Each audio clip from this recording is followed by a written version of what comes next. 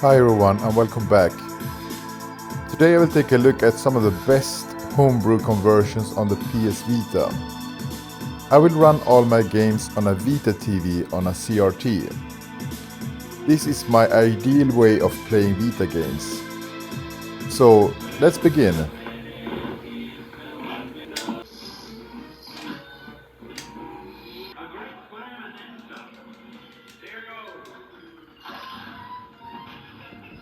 Cuphead on Vita is a very recent project by a guy called Patmos D. There was a Cuphead released on Vita a few years ago, but that version was limited to a small portion of the game, and it was never picked up again. This one, however, is the complete experience. The port is still in an early stage. It has performance issues and the frame rate is not very stable and goes between 20 and 30 FPS, even when overclocking your Vita. The game runs in Vita's native resolution of 960 by 544 and it looks excellent. You can, however, lower the resolution in the settings to get a slight performance boost. There are a few graphical glitches, but those are planned to be fixed in future releases. Still, Cuphead on Vita in 2024 is an amazing achievement. Check it out.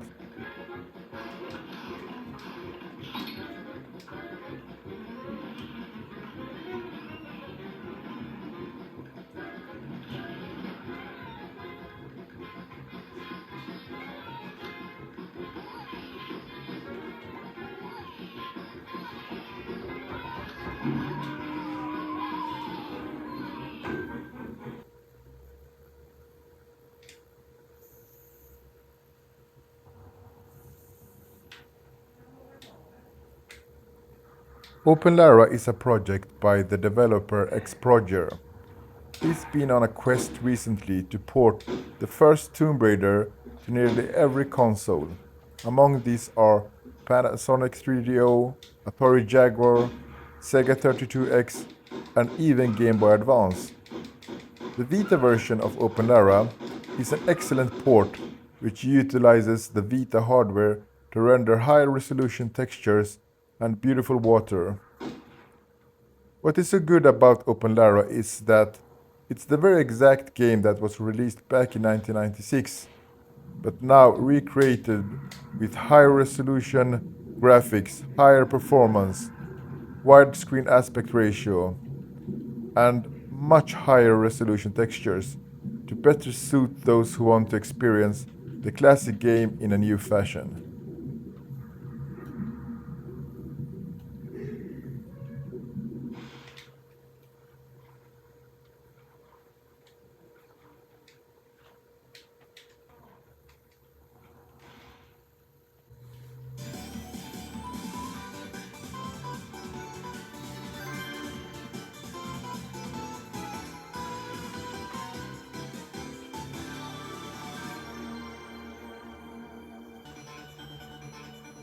When Sonic Mania was released back in 2017, it made a huge impact. The developers were not Sega themselves, but a group of fan modders headed by Christian Whitehead.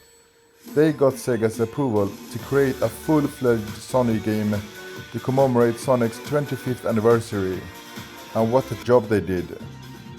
Fans all agreed that this was hands the best Sonic game made since the original Sonic games on the Mega Drive, and you can experience it on your Vita. It even supports the Plus version of the game, which adds additional content. That's the version I'm running here. So how does it run on the Vita? You get almost rock solid 60 FPS throughout the game. There is, however, one caveat with the Vita version. The bonus stages where you are chasing the robot and collecting the blue orbs are running really slow, and I mean really slow. There is, however, a fix for this. You can download a mod that removes some of the graphics in this stage. The birds and the trees, for instance. This improves the performance greatly, and since those visuals don't affect the gameplay itself, it feels a reasonable price to pay to experience a much more fluid gameplay.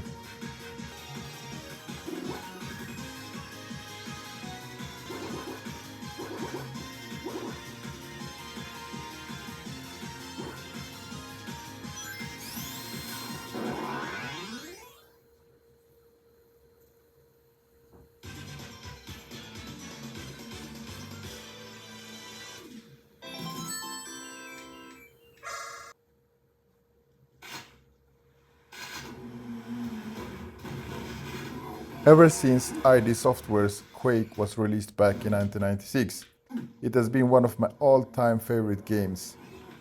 Few games have changed the course of history the way Quake did, and it was so ahead of its time. You just need to go and compare something like Duke Nukem 3D with Quake. They were released just a few months apart, and they are like night and day difference. I mean, Quake totally overshadows it. And not only that, Quake pioneered gaming in so many ways. Online multiplayer began with Quake, clans or guild communities began with Quake, and professional competitive gaming began with Quake. So all paths leads to Quake. And now we can experience an excellent conversion of Quake on your Vita. Vita Quake gives you loads of options and possibilities to tweak gameplay. It's overall an excellent conversion of the game.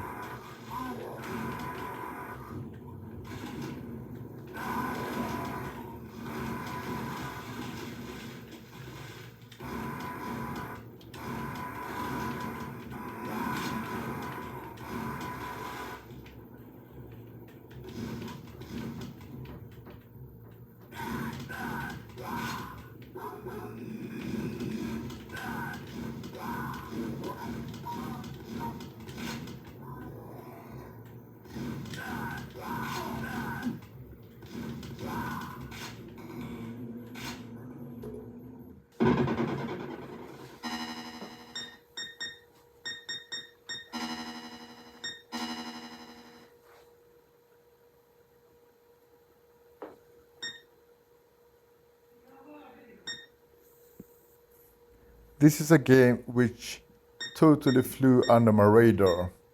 I only discovered it last year.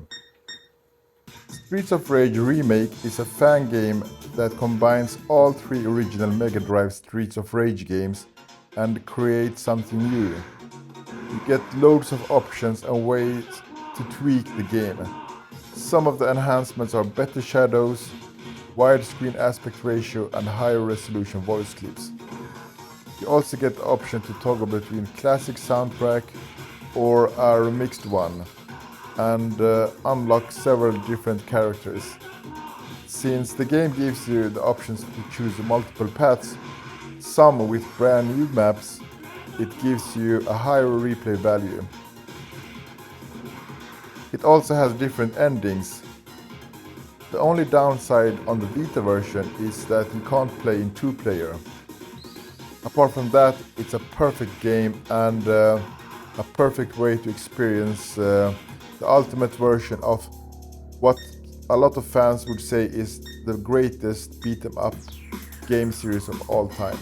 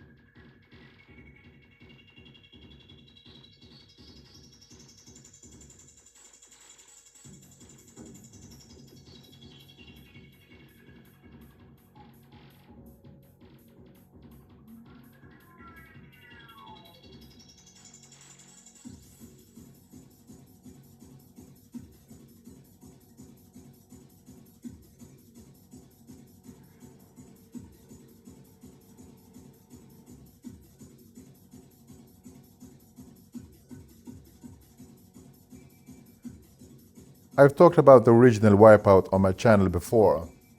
This is a landmark in video gaming, and now you can experience it in a whole new way on your Vita. Back in 2022, the source code for the original Wipeout was leaked.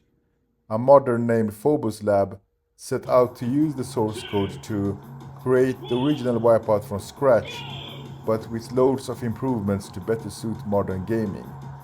You are presented with a high-resolution intro, high-resolution textures, widescreen aspect ratio, and a near rock-solid 60 frames per second. What is cool is that apart from that, this is the same Wipeout game which first blew me away almost 30 years ago. Everything's here, even the original soundtrack. This is in my opinion the best and most impressive homebrew port on the Vita.